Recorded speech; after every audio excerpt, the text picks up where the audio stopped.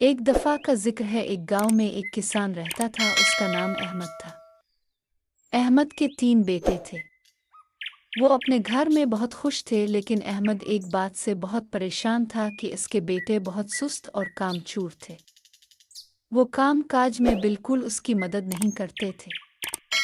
آخر بہت سوچنے کے بعد اس کے ذہن میں ترکیب آئی۔ اس نے اپنے بیٹوں کو جمع کیا اور ان سے کہا کہ پیارے بیٹوں، ہماری زمین کے اندر خزانہ چھپا ہوا ہے اور میں اسے نکالنا چاہتا ہوں، لیکن میں بوڑھا ہو گیا ہوں اور اکیلا یہ کام نہیں کر سکتا، اس لیے اگر تم میرا ساتھ دو تو ہم یہ کام مل کر لیں۔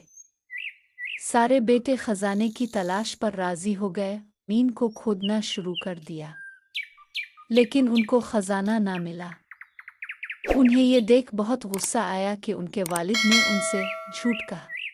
انہوں نے اپنے والد سے شکایت کی تو ان کے والد نے کہا کہ میرے پیارے بیٹو، میں جھوٹ کیسے بول سکتا ہوں؟ جھوٹ بولنا تو بہت بری اور گندی عادت ہے، اور مسلمان تو کبھی جھوٹا نہیں ہوتا۔ میں نے تمہیں کہا تھا کہ اس میں خزانہ ہے، تو میرے پیارے بیٹو یہ جھوٹ نہیں بلکہ سچ ہے، لیکن تم جلدی کر رہے اور جلدی کا کام شیطان کا ہوتا ہے۔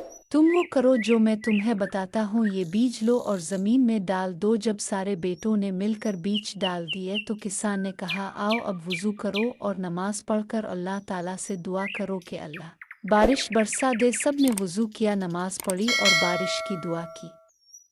اللہ نے ان کی دعا قبول کی اور خوب بارش ہوئی، اور کچھ ہی دنوں میں زمین میں پودے اگنے شروع ہو گئے۔